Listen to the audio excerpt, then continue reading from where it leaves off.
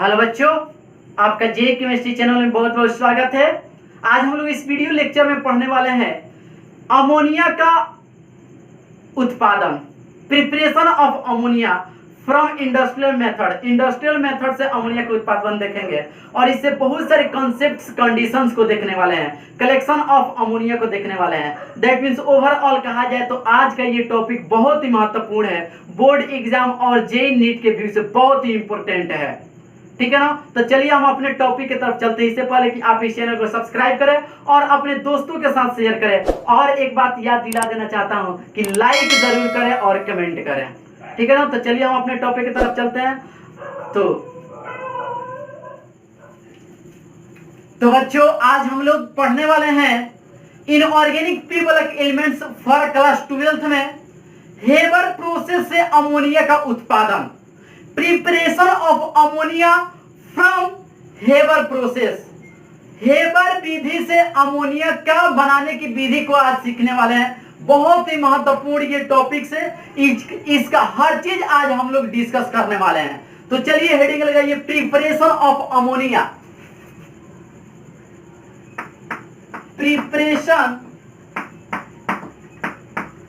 Of ammonia, preparation of ammonia from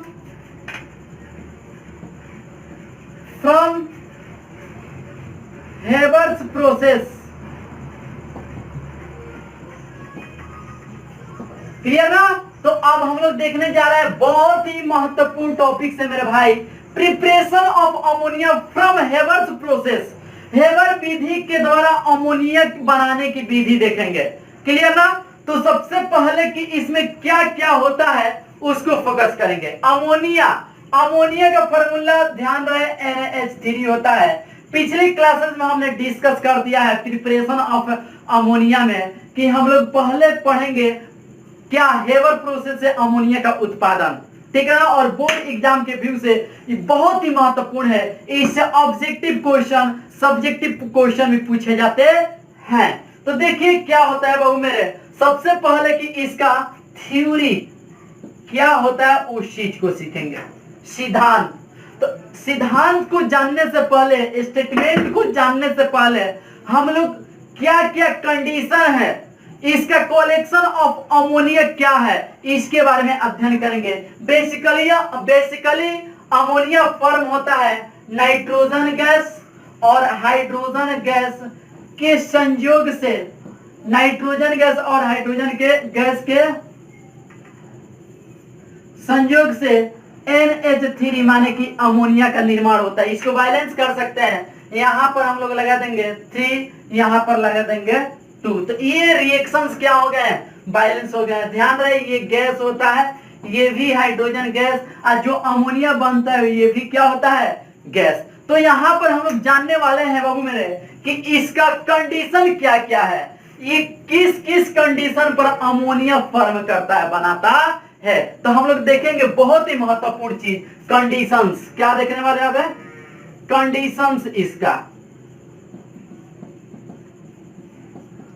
conditions सबसे पहले, conditions में सबसे पहले जो आपका N2 गैस है और H2 गैस है, N2 और क्या है हमारे बच्चों, H2 गैस है, ये दोनों का अनुपात हेबर प्रोसेस में कितना कितना का अनुपात हमको आवश्यकता होती है बनाने के लिए, अमोनिया बनाने के लिए। तो इसके पहले कुछ नहीं है तो 1 है, और इसके पहले क्या है, 3 है। तो इसका जो अनुपात होगा, इसके आगे कुछ नहीं है तो 1:2, इसके आगे क्या है, 3। मतलब अमोनिया तब फॉर्म होगा जब एक भाग क्या हो, N2 हो, और H2 कितना भाग, तीसरा भाग। ठीक है ना। 3 भाग H2 और 1 भाग क्या हो, N2 हो, तब क्या फॉर्म होगा, NH3 अमोनिया फॉर्म होगा। किसके हिसाब से, तो ये गैस है, तो गैस है तो आयतन के हिसाब से, तो बाई वॉल्यूम। तो आपसे यहां से ऑब्जेक्टिव क्वेश्चन पूछा जा सकता है कि हेबर प्रोसेस से अमोनिया के उत्पादन में H2, N2 तथा H2 का अनुपात होता है आयतन के हिसाब से। क्या होता है, 1:3, 1:3 3 होता है। क्लियर ना? चलिए नेक्स्ट दूसरा। अब दूसरा कंडीशन इसमें क्या आने वाला है बच्चों? तो दूसरा आने वाला है टेम्परेचर। दूसरा क्या आएगा बाबू मेरे? टेम्परेचर की भी आवश्यकता होती है इसको अमोनिया में फॉर्म करने के लिए। तो टेम्परेचर क्या हो सकता है? लो हो सकता है, लो हो सकता है टेम्परेचर, या क्या हो सकता है? हाई हो सकता है, हाई हो सकता है। तो बच्चों ध्यान में ध्यान देखना है या ध्यान से देखना है कि यहाँ पर जो टेम्परेचर की आवश्यकता होती है ना, वह लो टेम्परेचर की आवश्यकता हमें नहीं होती है, हाई टेम्परेचर की भी आवश्यकता नहीं होती है, एकदम हाई टेम्परेचर की आवश्यकता हमको नहीं होती है। टेम्परेचर की आवश्यकता होती है 450 डिग्री सेल्सियस से 500 डिग्री सेल्सियस के आसपास की आवश्यकता होती है। 450 डिग्री सेल्सियस से 500 डिग्री सेल्सियस तक के टेम्परेचर की हमें आवश्यकता होती है, तब आसानी से ये आपस में कॉम्बिनेशन करके अमोनिया फॉर्म करेगा। चलिए तीसरा क्या है मेरे भाई? तीसरा कंडीशंस क्या है छोटू? ध्यान देना, प्रेशर। जी हाँ, इसमें प्रेशर माने दाब की भी आवश्यकता होती है। अमोनिया के निर्माण में दाब की भी आवश्यकता होती है, प्रेशर की भी आवश्यकता होती है। और प्रेशर हम जितना ही इसको जितना ही कंप्रेस करेंगे, H2 और N2 गैस को लेकर के जितना ही दबाएंगे, तो ये चीज कम आयतन वाला से ज्यादा आयतन वाला की तरफ शिफ्ट होगा। ला सेटेलिया का नियम हम लोग पढ़े हैं 11th में चैप्टर 7 में, ठीक है ना? केमिकल इक्विलिब्रियम में ला सेटेलिया के नियम पढ़े हैं हम लोग।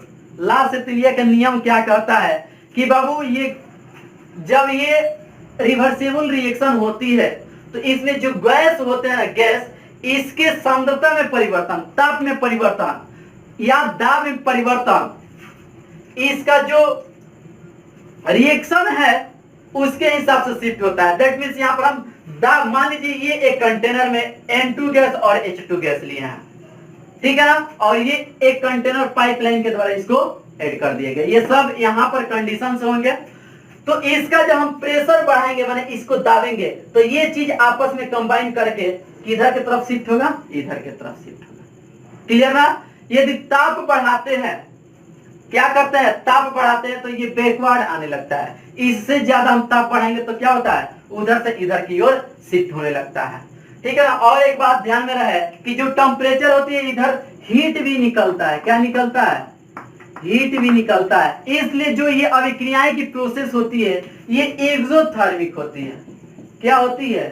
एक्सोथर्मिक प्रोसेस होती है। ये बात ध्यान में रखना। क्लियर ना? तो ला सेटेलिया के नियम में आप समझ गए हैं कि इसका हम यदि आयतन को कंप्रेस करेंगे तो किधर के तरफ कंबाइन करके शिफ्ट होगा? इधर के तरफ, फॉरवर्ड डायरेक्शन में। क्लियर ना? इसका स्टेटमेंट हम लिखा देंगे। ला सेटेलिया के नियम के कंसेप्ट को समझा के एक बार फिर से स्टेटमेंट को लिखा देंगे। नेक्स्ट है प्रेशर। तीसरा कंडीशन क्या है? प्रेशर। तो प्रेशर हम क्या करेंगे? लगातार बढ़ाएंगे। प्रेशर को क्या करेंगे? इंक्रीज करेंगे। प्रेशर को क्या करेंगे? इंक्रीज करेंगे, मतलब हाई करेंगे।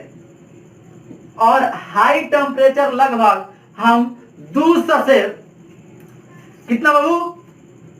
जो आपका प्रेशर होगा 200 से 900 एटीएम के आसपास इसको प्रेस करेंगे। 200 से 900, दैट मींस इसका एवरेज ले तो 250 एटीएम पर इसको क्या करते हैं?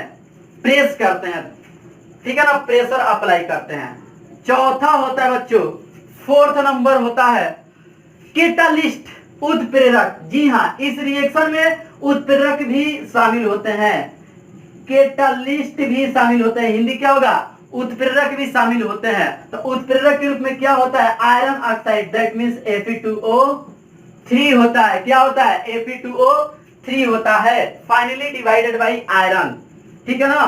चलिए पांचवा, एक वर्धक होता है, उत्प्रेरक जिसको वर्धक कहा जाता है, ठीक है ना? वर्धक क्या है ना, वो भी एक उत्प्रेरक है, लेकिन वह ना उत्प्रेरक की क्रियाशीलता को बढ़ाता है, उसको वर्धक के नाम से जाना जाता है, जिसको इंग्लिश में कहते हैं प्रोमोटर। प्रोमोटर हिंदी होता है वर्धक, वर्धक कैटालिस्ट। तो ध्यान देना मेरे भाई, वर्धक जो होता है ना, वो मोलिब्डेनम होता है, ठीक है ना। उसके साथ Al2O3 भी ले सकते हैं, K2O भी ले सकते हैं। तो मोलिब्डेनम, ठीक है ना, या Al2O3 या K2O ले सकते हैं। इसका काम क्या है बाबू, ध्यान देना।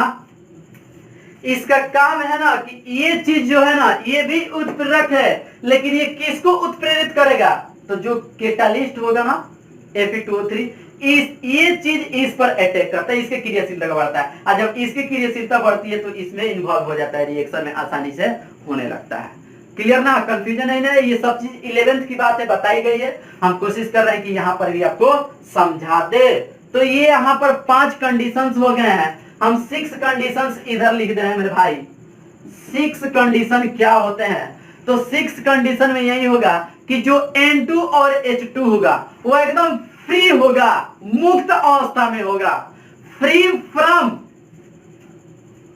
CO2 H2S, मतलब एकदम शुद्ध N2 गैस और H2 गैस होना चाहिए, उसमें किसी प्रकार की अशुद्धि नहीं होनी चाहिए, नहीं तो वह क्या करता है, पॉइजनस का काम करता है, ये उत्प्रेरक को नष्ट कर देता है। इसलिए जो N2 और H2 होता है वो क्या होता है, एकदम फ्री, मुक्त होता है, उसमें किसी प्रकार की इंप्योरिटीज नहीं होती है।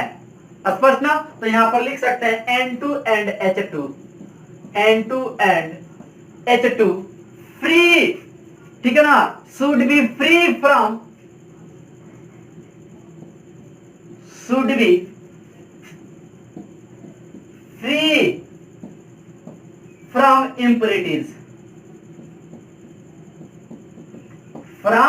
impurities, like CO2 and H2S।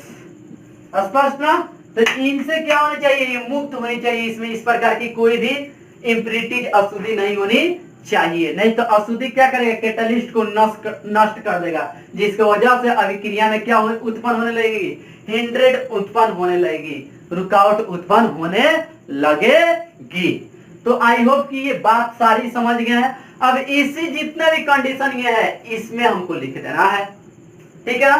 तो सबसे पहले N2 और H2 रिएक्शन करता है, ठीक है ना, NH3 बनाता है और इसके साथ ऊष्मा भी निकलती है, इसलिए पता लगता है कि एक्सोथर्मिक प्रोसेस रिएक्शन होता है, ऊष्मा क्षेपी अभिक्रियाएं होती है। तो क्या क्या कंडीशन है, तो आपको ध्यान में होना चाहिए कि जो इसमें अनुपात होता है वह 1:3 का अनुपात होता है। लेट मी से 1, तो ये क्या होता है 3, दोनों को मिला देंगे तो कितना मोल हो जाएगा, 4 मोल हो जाएगा। लेकिन उधर अमोनिया कितना मोल बन रहा है, 2 मोल बन रहा है। स्पष्ट ना। अब उसके बाद दूसरा, टेम्परेचर कितनी होनी चाहिए, 450 से 500 डिग्री सेल्सियस होनी चाहिए। कंडीशन रिएक्शंस के ऊपर दिखा दे रहे हैं, ठीक है। एग्जाम में ये लिखने की आवश्यकता नहीं है, इतना लिख दीजिएगा तो हो जाएगा, उसमें के अलावा और भी चीज लिखेंगे।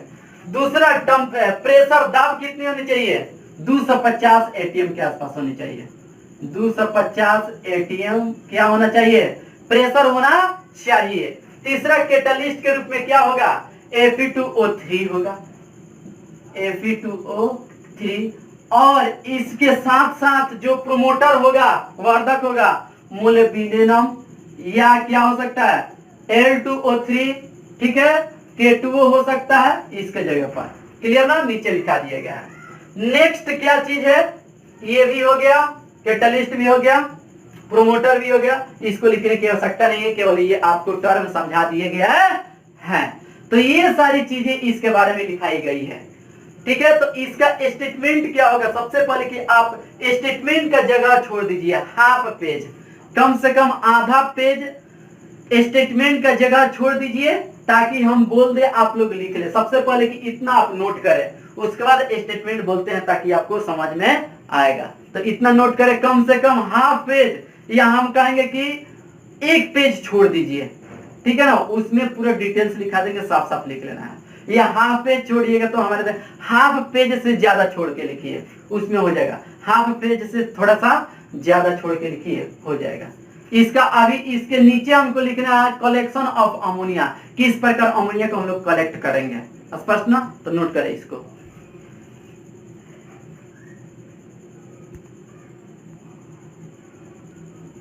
तो बच्चों आई होप कि आप लोग लिख लिए होंगे। अब ध्यान दीजिएगा, एक बार फिर से इसको समझा दे रहे हैं बाबू मेरे, उसके बाद स्टेटमेंट थ्योरी लिखा दे रहे हैं। तो इसमें अमोनिया के निर्माण की विधि हम लोग हेबर प्रोसेस से देख रहे हैं। N2 और H2 एक आयतन, N2 और 3 आयतन, H2 आपस में कॉम्बिनेशन करता है, टेम्परेचर 450 से 500 डिग्री सेल्सियस पड़ता था, दाब 250 ATM, 250 250 ATM दाब पर ये क्या होता है, अमोनिया गैस फॉर्म करता है। इसके साथ साथ हीट भी निकलता है, जिसके वजह से इसको प्रोसेस कर सकते हैं एक्सोथर्मिक। अब इसी चीज का कंडीशन लिखाया गया है कि इसमें N2H2 का अनुपात 1:3 होता है। टेम्परेचर बाबू 450 से 500 डिग्री सेल्सियस होता है। प्रेशर को इंक्रीज करते कहां तक, 200 से 900 ATM तक कर सकते हैं, लेकिन ऑप्टिमम कितना हो जाएगा, 250 ATM। उसके बाद कैटलिस्ट के रूप में Fe2O3 आयरन ऑक्साइड, और प्रोमोटर भी इसमें होते हैं, मोलिब्डेनम Al2O3 या K2O हो सकता है। क्लियर ना। यहाँ पर कंडीशंस ये 5 हो गया, 6 कंडीशन यहाँ लिखा गया कि N2H2 जो होगा, ये जो हम लेंगे इसमें किसी प्रकार की इंप्यूरिटीज नहीं होनी चाहिए, नहीं तो इंप्यूरिटीज इस प्रकार कार्बन मोनोऑक्साइड, कार्बन डाइऑक्साइड और हाइड्रोजन सल्फाइड जैसे इंप्यूरिटीज रहेंगे तो क्या करेंगे, कैटलिस्ट को नष्ट कर देंगे, जिसकी वजह से अमोनिया के उत्पादन में क्या होगा, थोड़ा सा रुकावट उत्पन्न हो जाएगा। बात आप समझ गए होंगे। अब इसका कंसेप्ट समझिए, इसका थ्योरी क्या लिखाएंगे। इसका थ्योरी लिखाएंगे कि एक आयतन N2 गैस एवं 3 आयतन H2 गैस के मिश्रण को 450 से 500 डिग्री सेल्सियस ताप पर उत्प्रेरक Fe2O3 तथा वर्धक मोलिब्डेनम, ठीक है ना, में 200 से 900 ATM चाहे 250 ATM दाब पर प्रवाहित की जाती है। प्रवाहित की जाती है या प्रवाहित करने पर अमोनिया गैस प्राप्त होता है। क्लियर ना। और यह क्या है, यह उष्णक्षेपी अभिक्रिया है। बात समझ में आया। तो लिखो, इसको बोल रहा है, स्टेटमेंट लिख लो बाबू मेरे, कि लिखो एक आयतन N2 गैस, एक आयतन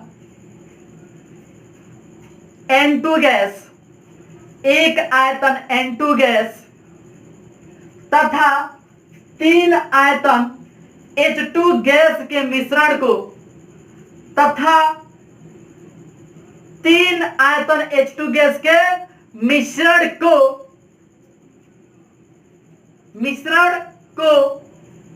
450 से 500 डिग्री सेल्सियस ताप पर 450 से 500 डिग्री सेल्सियस ताप पर उत्प्रेरक Fe2O3 तथा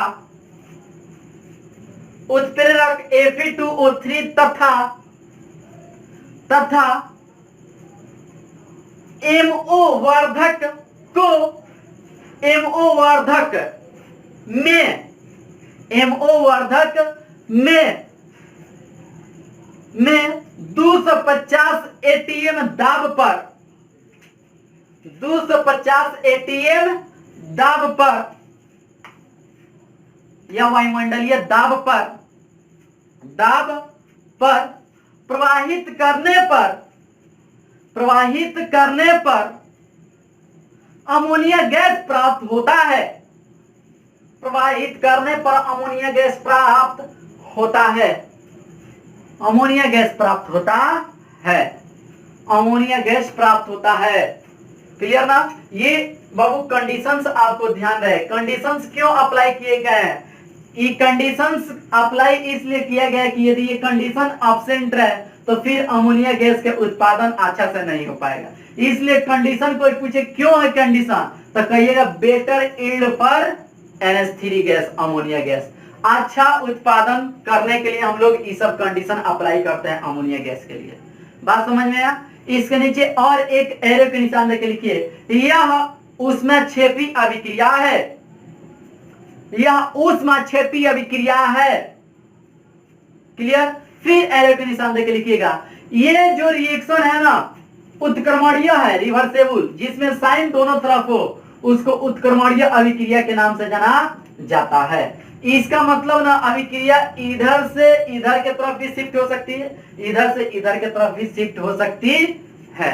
तो ये अभिक्रिया बहु उत्क्रमणीय है, इसलिए यहां पर ली सेटेलियन नियम सिद्धांत अप्लाई हो जाएगा। और ली सेटेलियन सिद्धांत अप्लाई होगा तो लिख सकते हैं नेक्स्ट एरो का निशान देके, चूंकि यह उत्क्रमणीय अभिक्रिया है, चूंकि यह उत्क्रमणीय अभिक्रिया है, चूंकि यह उत्क्रमणीय अभिक्रिया है, चूंकि यह उत्क्रमणीय अभिक्रिया है, उत्क्रमणीय अभिक्रिया है, अतः ली सतेलिय सिद्धांत के अनुसार, अतः ली सतेलिय सिद्धांत के अनुसार, सिद्धांत के अनुसार N2 तथा H2, N2 तथा H2 गैस की लगातार, N2 तथा H2 गैस की लगातार आपूर्ति करते हैं। आपूर्ति करना मतलब देते हैं, आपूर्ति करते हैं, आपूर्ति करते हैं तथा अमोनिया गैस को, अब इसका आपूर्ति देते जाएंगे, सांद्रता बढ़ाते जाएंगे, तो ये चीज ज्यादा होगा तो किधर की तरफ शिफ्ट होगा, अमोनिया की तरफ शिफ्ट होगा। तथा अमोनिया गैस को, अब ये बनेगा तो इसको हटाते जाएंगे, यहां से क्या करते जाएंगे, हटाते जाएंगे, इसको बढ़ाते जाएंगे तो ज्यादा होगा तो आपस में कॉम्बिनेशन करके NH3 बनेगा, NH3 को हटाते जाएंगे तो जगह खाली होगा और यहाँ पर भरते जाएंगे तो ये चीज यहाँ शिफ्ट होगा, यहाँ से हट जाएगा। ठीक है ना। तो क्या लिखे हैं, तथा अमोनिया गैस को माध्यम से हटाते हैं, माने यहां से हटाते हैं, तथा अमोनिया गैस को माध्यम से हटाते हैं, हटाते हैं, हटाते हैं। इसमें एक महत्वपूर्ण लाइन जोड़ लीजिए, तथा, बहुत ही महत्वपूर्ण लाइन है, ऑब्जेक्टिव क्वेश्चन पूछे जा सकते हैं। तथा उच्च दाब एवं, तथा उच्च दाब एवं कम ताप टेम्परेचर, उच्च दाब माने प्रेशर एवं कम ताप माने टेम्परेचर रखने पर NH3 माने अमोनिया निर्माण की दर बढ़ती है, अमोनिया निर्माण की दर बढ़ती है, अमोनिया निर्माण की दर बढ़ती है, बढ़ती है। तो ये हमने बाबू मेरे स्टेटमेंट लिखाया है। आपसे एग्जाम में 2 नंबर के क्वेश्चन पूछे जा सकते हैं या 3 नंबर के क्वेश्चन पूछे जा सकते हैं। 2 नंबर के क्वेश्चन पूछे जाएंगे तो केवल जो रिएक्शन था उसको लिख के एक स्टेटमेंट हम लोग लिख देंगे कि 1 आयतन N2 3 आयतन H2 के मिश्रण को ऐसे करते हैं, कंडीशन बता देंगे तो अमोनिया गैस प्राप्त होता है, यह ऊष्माक्षेपीय अभिक्रिया है। बस 2 नंबर के क्वेश्चन पूछे तो ऑब्जेक्टिव क्वेश्चन इससे कहीं से पूछे तो आपको तो प्रॉब्लम ही नहीं होगा, इतना ना कंडीशन बता दिया आपको। IIT लेवल या नीट लेवल कहीं से भी क्वेश्चन आए हेबर प्रोसेस के कंसेप्ट से तो आपको कहीं पर भी दिक्कत नहीं होगा, ये मेरा चैलेंज है, आप कहीं से भी क्वेश्चन बनाइए। क्लियर ना। अब इसी का हम लोग पढ़ेंगे कलेक्शन ऑफ अमोनिया। चलिए तो हेडिंग लगाइए, collection of ammonia, collection of ammonia,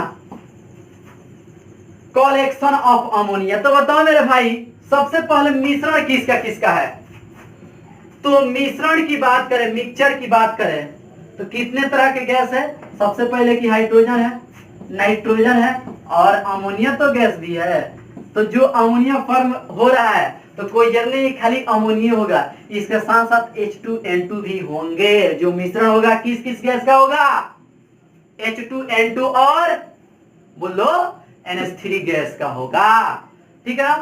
इसमें पहला ध्यान देना मेरे भाई, पहला by condensation.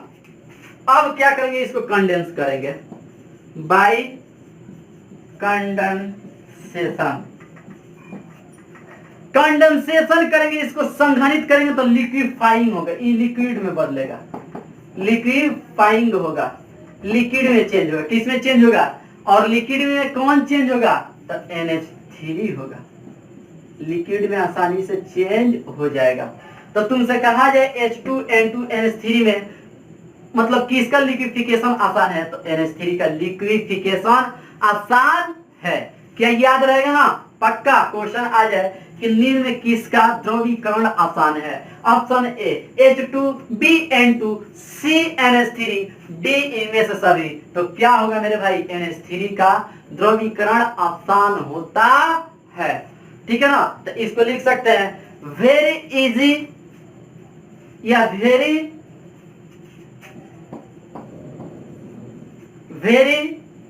easily as NH3 liquefied, NH3 liquefied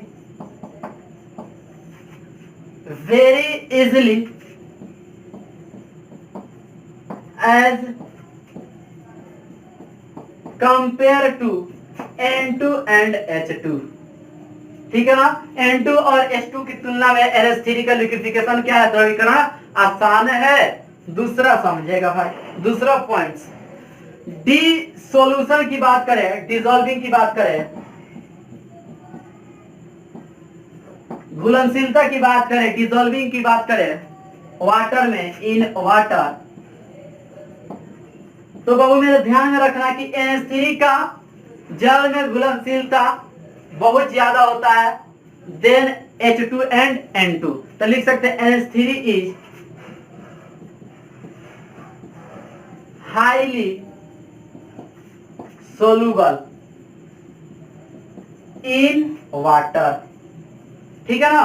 NH3 is highly soluble in water, लेकिन N2 एंड H2 इसकी घुलनशीलता बहुत कम है, नहीं के बराबर है। तो ये बात आपको लिखा दिया गया। तो बाबू मेरे यहां पर हमने स्टेटमेंट भी लिखाया। ठीक है ना?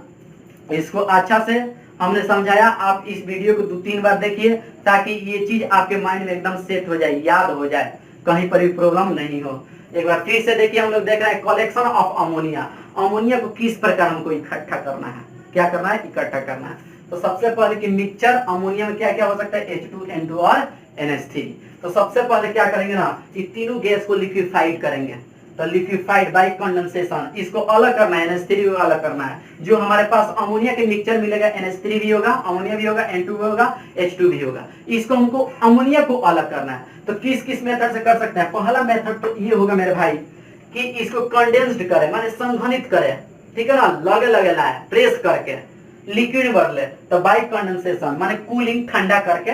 तो जब इसका कंडेंसेशन करेंगे, लगे लगे लाएंगे, प्रेस करेंगे, तो इसका लिक्विफिकेशन स्टार्ट हो जाएगा, द्रवीकरण की प्रक्रिया स्टार्ट हो जाएगा। और द्रवीकरण NH3 की जो द्रवीकरण होती है ना, NH3 की लिक्विफिकेशन जो होती है very easily as compare to N2 and H2।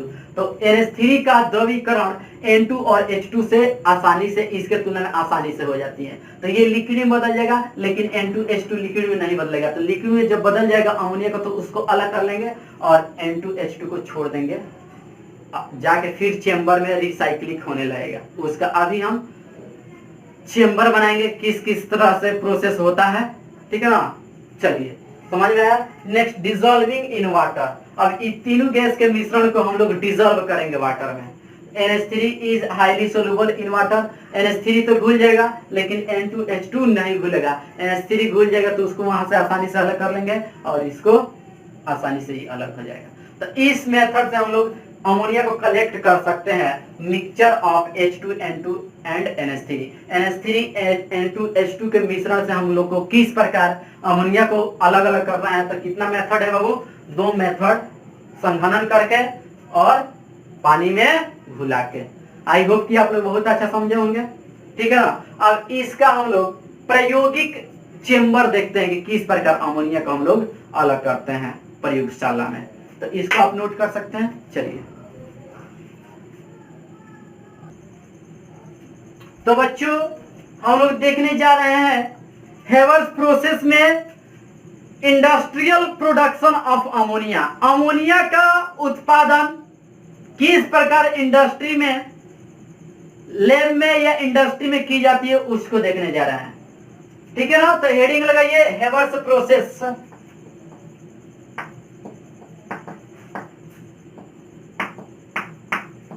Haber's process जो देखने जा रहे हैं हम, वो industrial production of ammonia, industrial production of ammonia. ठीक है ना, यहां पर क्या होगा, अमोनिया का उत्पादन किससे बाबू, इंडस्ट्री में। क्लियर ना, तो ध्यान दीजिएगा, सबसे पहले हम लोग क्या करते हैं ना, एक चेंबर होता है जिसको कंप्रेशन चेंबर कहा जाता है, चेंबर लेते हैं। सबसे पहले हम लोग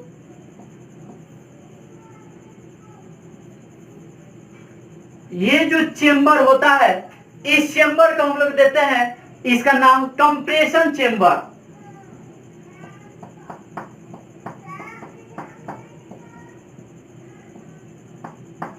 इस चेंबर में सबसे पहले हम लोग N2 और H2 को एंट्री कराते हैं। किसको किसको बाबू मेरे, N2 और H2 को इसमें एंट्री कराते हैं। ऊपर से या नीचे से N2 को एंट्री कराएंगे, इसमें N2 को एंट्री कराएंगे, N2 को इसमें प्रवाहित कराएंगे। ये N2 कहां से प्राप्त होगा, तो फ्रॉम लिक्विड एयर। कहां से बाबू, फ्रॉम लिक्विड एयर। ठीक है ना, फिर इसमें हम लोग एंट्री कराते हैं इधर से H2 गैस को, और यह H2 gas from Bose process से लाया जाता है। H2 गैस को इसमें एंट्री कराते हैं, किसमें, कंप्रेशन चेंबर में। और यहां पर जो कंप्रेशन मतलब कंप्रेस करना, प्रेस करना, ठीक है ना, माने कि यहां पर जो होगा कंडीशन वो हाई प्रेशर होगा। हाई प्रेशर कितना, तो 250 एटीएम, 250 एटीएम, माने कि वायुमंडलीय दाब पर इसको प्रेस करते हैं। क्लियर ना, इसके फलस्वरूप इसके बाद ये एंट्री करता है इस चेंबर में। तो ध्यान दीजिएगा जरा, इसके बाद ये एंट्री करता है आपका कैटालाइटिक चेंबर में। कहा जाता है ये, कैटालाइटिक चेंबर में जाता है। ठीक है ना, 21 चेंबर में जाता है, कैटालाइटिक चेंबर में। यहां पर कैटालिस्ट होता है क्या क्या, तो Fe2O3 कैटालिस्ट होता है, अवर्धक MO होता है, और टेम्परेचर जो होगा 450 से 500 डिग्री सेल्सियस पर ताप होगा। क्लियर ना, 450 से 500 डिग्री सेल्सियस पर ताप होगा। उसके बाद यहां से निकलता है तो ये नेक्स्ट चेंबर में जाता है, जिस चेंबर को हम लोग कहते हैं, कौन सा चेंबर, तो कंडेंसर चेंबर या इसको कंडेंसेशन चेंबर। ये कौन सा चेंबर होता है, कंडेंसेशन चेंबर होता है। इस चेंबर में ये बन के जाता है ठंडा, एकदम कंप्रेस करते हैं, कूलिंग, एकदम ठंडा कूलिंग NH3 जो मिलता है एकदम कूल। ठीक है ना, लिक्विड के फॉर्म में, किसके रूप में, लिक्विड के फॉर्म में, जो यहां से NH3 निकलता है बाहर, किस रूप में, तो लिक्विड के रूप में। यहां से हम लोग NH3 को अलग कर लेते हैं। लेकिन इसमें भी जो इम्प्यूरिटीज होती है, इम्प्यूरिटीज कर रहे हैं, इसमें भी बच जाती है क्या, unused H2 and N2, H2 और N2 बच जाती है। चूंकि यहां से लिक्विड बाहर निकलता है तो इसमें कुछ मात्रा में H2 N2 बच जाती है, जिसको पुनः हम लोग किस में ले जाते हैं, पुनः किस में ले जाते हैं, कंप्रेशन चेंबर में ले जाते हैं पुनः इसको। दैट मीन्स इसका क्या होता है, रिसाइकल होता है। क्या होता है यहाँ, recycle of N2 and H2, recycle of N2 and H2 पुनः इसमें जाता है, फिर वही कहानी होता है। यहां से हम लोग अमोनिया को आसानी से साइड कर लेते हैं। ये इलेक्ट्रिकली हीट होता है, ये अपने आप इलेक्ट्रिसिटी के द्वारा क्या हो जाते हैं, गर्म हो जाती है, इसलिए ये क्या हो जाते हैं, बाहर निकल के और बाहर इसको फिर से क्या करते हैं, इस कंप्रेशन चेंबर में ले जाते हैं। फिर वही कहानी होती है, फिर NH3 गैस मिलेगा जो अनयूज्ड होगा H2N2, फिर उसको रिसाइकल करा देंगे। रिसाइकल मतलब फिर दोबारा इसका प्रोडक्शन होगा, H2N2 मिलकर क्या प्रोडक्शन करेगा, तो NH3। तो इसको हम लोग इंडस्ट्रियल प्रोडक्शन ऑफ अमोनिया कहते हैं। एक बार फिर से इसको समझिएगा आप बाबू। सबसे पहले हम लोग देख रहे हैं Haber's process, industrial production of ammonia. Ammonia का उत्पादन देख रहे हैं इंडस्ट्री में किस प्रकार की जाती है। तो सबसे पहले N2H2 गैस को ले जाते हैं कंप्रेशन चेंबर में, जिसमें दाब 250 ATM हाई दाब होता है। फिर यहाँ प्रेस होके ये जाता है इस चेंबर में, जिसको कैटालाइटिक चेंबर में प्रवेश करता है, जिसको कैटालाइटिक चेंबर कहते हैं। इसमें जाता है कैटालिस्ट Fe2O3 मोलिब्डेनम वर्धक है, और टेम्परेचर 450 से 500 डिग्री सेल्सियस ताप पर ये क्या होता है, कैटालाइट के उपस्थिति में, कैटालिस्ट के उपस्थिति में ओवरऑल बन के किसमें एंट्री कर जाता है, इसमें NH3। अब यहाँ पर चेंबर कंडेंसेशन चेंबर है, यहाँ पर जो आएगा N2H2 कंप्रेस होके एकदम ठंडा होके NH3 लिक्विड में बदल जाएगा, जो आसानी से इधर बाहर निकल जाता है। इलेक्ट्रिकली हीट होने की वजह से इसमें से कुछ मात्रा में अनयूज्ड बिना काम वाला N2H2 मिल जाता है, जिसको फिर रिसाइकल कराते हैं इधर के तरफ, फिर इसमें एंट्री कराते हैं, किसमें, कंप्रेशन चेंबर। फिर यहाँ से वही प्रोसेस होगा, फिर लिक्विड निकलेगा, फिर N2H2 जो मात्रा में होगा फिर रिसाइकल होगा उसका। आई होप कि ये चेंबर आप समझ में आ गया होगा आपको। तो Haber process industrial production of ammonia को हम लोग देखें, ठीक है ना। तो अमोनिया ये इसका हर चीज, हर कंडीशन, ठीक है ना, हर चीज आपको बता दिया गया है। इससे ऑब्जेक्टिव या सब्जेक्टिव क्वेश्चन बोर्ड में आए तो आपसे छूटने वाला नहीं है, या किसी भी कॉम्पिटिटिव एग्जामिनेशन में, जेई नीट किसी भी तरह के एग्जामिनेशन में हेवर्स प्रोसेस से किसी भी तरह से आपको कंफ्यूज करके क्वेश्चन दे दे तो आपको कंफ्यूजन होने की आवश्यकता नहीं, कहीं से बन जाएगा बिंदास एकदम। ये मेरा चैलेंज है, स्पष्ट ना। तो चलिए हम लोग नेक्स्ट में लेक्चर मिलेंगे, धन्यवाद।